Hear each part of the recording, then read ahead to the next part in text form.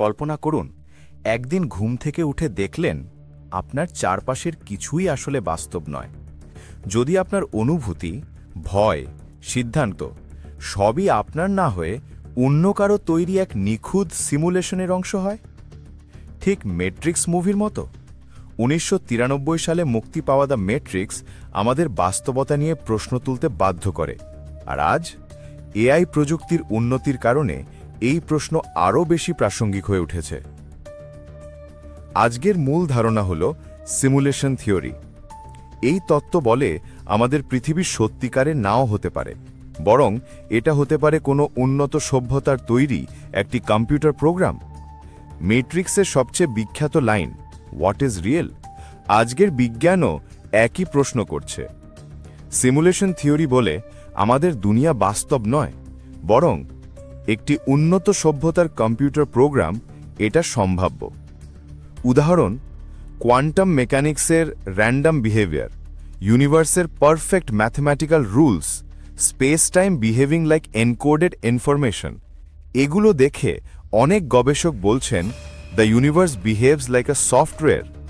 ম্যাট্রিক্সে যে coded reality দেখা যায়, আজ বিজ্ঞান সেটাই নতুন করে ভাবছে।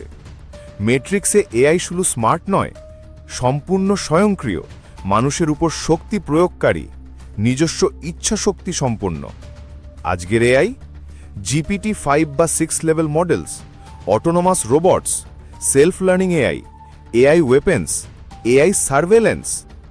এআই এখন মানুষকে চিনতে পারে, মানুষের মতো কথা বলে, সিদ্ধান্ত নেয়, শেখে, এমনকি নতুন এআই নিজেই তৈরি করতে পারে।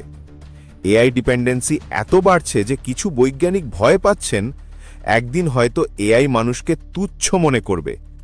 ম্যাট্রিক্সের মতোই হিউম্যান ভার্সেস মেশিন টেনশন তৈরি হচ্ছে। ম্যাট্রিক্সের ভার্চুয়াল ওয়ার্ল্ড ছিল একটি সম্পূর্ণ সিমুলেটেড সমাজ, যেখানে মানুষ শুয়ে থাকে আর বাঁচে ডিজিটাল দুনিয়ায়। আজ আমাদের আছে VR headset, Meta Quest 3, Apple Vision Pro, metaverse cities, brain computer interface, Elon মাস্কের নিউরালিঙ্ক, হ্যাপটিক বডি স্যুট যা স্পর্শের অনুভূতি দেয়। মানুষ এখন কেবল খেলছে না, ব্যবসা, চাকরি, পড়াশুনো সবই ভিআরে শুরু হচ্ছে। ধীরে ধীরে মানুষ বাস্তব দুনিয়া ছেড়ে ডিজিটাল জীবনে সরে যাচ্ছে, ম্যাট্রিক্সের মতোই। ম্যাট্রিক্সে এআই মানুষের মনে যা চাইতো সেটাই ঢুকাতো। আজ সোশ্যাল মিডিয়া সেটাই করছে। কিভাবে? ইউটিউব অ্যালগোরিদম নির্ধারণ করে আপনি কি দেখবেন। টিকটক আপনাকে এমন কন্টেন্ট দেখাবে যা আপনাকে আটকে রাখবে। ফেসবুক আপনার রাজনৈতিক মতামত পর্যন্ত পরিবর্তন করতে পারে। গুগল পার্সোনালাইজ করে দেয় আপনার সার্চ রেজাল্ট। আপনি ভাবছেন আমি যা চাই দেখছি, আসলে সিস্টেম চাচ্ছে আপনি কি দেখবেন, ঠিক ম্যাট্রিক্সের কন্ট্রোল সিস্টেমের মতো। এটাই হচ্ছে 21 শতকের ডিজিটাল ম্যাট্রিক্স। ম্যাট্রিক্সে মানুষকে এআই এনার্জি সোর্স হিসেবে ব্যবহার করত।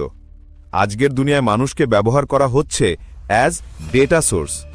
আমাদের তথ্য, পছন্দ, ভয়, অভ্যেস, সম্পর্ক, অবস্থান সব বিক্রি হচ্ছে বিলিয়নস অফ ডলার্সে।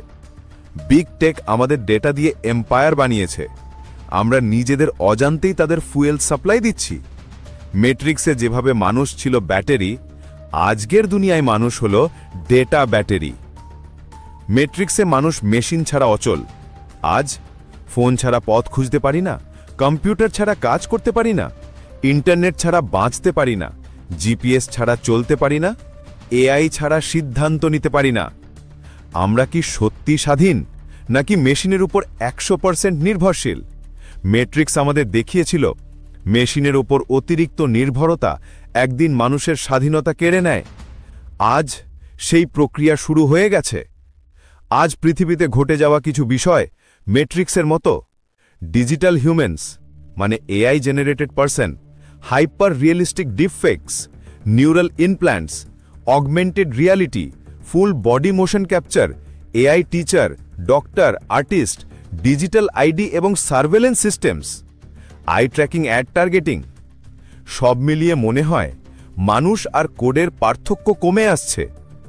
ম্যাট্রিক্স মুভি শুধু অ্যাকশন সিনেমা নয়, এটা একটা সতর্কবার্তা। আমরা কি সত্যি স্বাধীন? আমাদের সিদ্ধান্ত কি আমাদের?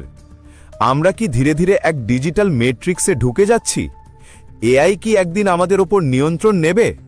আমরা কি সিমুলেশনের ভেতরেই বেঁচে আছি? প্রশ্নগুলো আজকে বাস্তব। যদি ম্যাট্রিক্স আপনাকে ভাবিয়ে তোলে, তাহলে প্রেজেন্ট ওয়ার্ল্ড আপনাকে আরও বেশি ভয় পাইয়ে দেবে। এই ভিডিওটি ভালো লাগলে লাইক দেবেন, কমেন্টে জানাবেন, do you believe we are living in a simulation? আর ভবিষ্যতের মাইন্ড বেন্ডিং ভিডিওর জন্য সাবস্ক্রাইব করে রাখবেন।